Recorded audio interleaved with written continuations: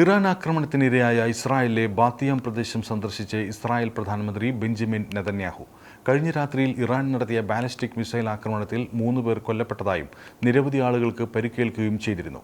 ഈ നിരപരാധികളുടെ മരണത്തിന് ഇറാൻ കനത്ത വില നൽകേണ്ടി വരുമെന്ന് നെതന്യാഹു മുന്നറിയിപ്പ് നൽകി. ഇസ്രായേൽ അതിന്റെ ലക്ഷ്യം കൈവരിക്കുമെന്നും സാധാരണക്കാരായ പൗരന്മാരുടെ കൊലപാതകത്തിൽ ഇറാൻ കനത്ത വില നൽകേണ്ടി വരുമെന്നും ഇസ്രായേൽ പ്രധാനമന്ത്രി ബെഞ്ചമിൻ നെതന്യാഹു വ്യക്തമാക്കി. ഇത് ഇസ്രായേലിന്റെ അസ്തിത്വത്തിന്റെ പോരാട്ടമാണെന്ന് പ്രധാനമന്ത്രി ചൂണ്ടിക്കാട്ടി. എല്ലാ പൗരന്മാർക്ക് ആ ബോധ്യമുണ്ടെന്നും പ്രധാനമന്ത്രി പറയുന്നു. ഭാവിയിലുണ്ടായേക്കാവുന്ന ഇരട്ടിപ്രഹരം ഇല്ലാതാക്കുവാനാണ്, അത്തരം ഭീഷണികൾ എന്നേക്കുമായി നശിപ്പിക്കുവാനുമാണ് ഇസ്രായേൽ ഈ പോരാട്ടം നടത്തുന്നതെന്നും പ്രധാനമന്ത്രി കൂട്ടിച്ചേർത്തു. ഇസ്രായേലിന്റെ വിജയത്തിനായി കാത്തിരിക്കുകയാണെന്നും എല്ലാ ജനങ്ങളും സൈന്യത്തിന്റെയും ഹോം ഫ്രണ്ട് കമാൻഡിന്റെയും സുരക്ഷാ നിർദ്ദേശങ്ങൾ പാലിക്കണമെന്നും പ്രധാനമന്ത്രി ഓർമ്മിപ്പിച്ചു. ദുരന്തമുഖത്തേക്ക് ഇസ്രായേൽ പ്രധാനമന്ത്രി കുതിച്ചെത്തിയത് കനത്ത സുരക്ഷാ വലയത്തിനുള്ളിലായിരുന്നു. ഇതിനോടകം ബെഞ്ചമിൻ നെതന്യാഹു ഇസ്രായേൽ വിട്ടു എന്ന വ്യാജവാർത്ത ചില മാധ്യമങ്ങൾ പ്രചരിപ്പിച്ചിരുന്നു.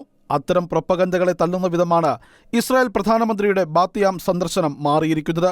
അതുപോലെ കഴിഞ്ഞ ദിവസം ഇസ്രായേലിന്റെ വടക്കൻ ജില്ലയിലുള്ള ഒരു അറബ് നഗരമായ താമ്രയിൽ ഇറാൻ നടത്തിയ ആക്രമണത്തിൽ 4 അറബ് ഇസ്രായേലുകളാണ് ദാരുണമായി കൊല്ലപ്പെട്ടത്. തെക്കൻ ഇസ്രായേൽ നഗരമായ റഹോവത്തിലും ഇറാൻ മിസൈലുകൾ കനത്ത നാശനഷ്ടമുണ്ടാക്കി. അതേസമയം ഇസ്രായേൽ വ്യോമസേനയുടെ ടെഹ്റാനിലെ സൈനിക നടപടി ഇന്നും പുരോഗമിക്കുകയാണ്. ഇന്റർനാഷണൽ ഡെസ്ക്, ഷെക്കേന ന്യൂസ്.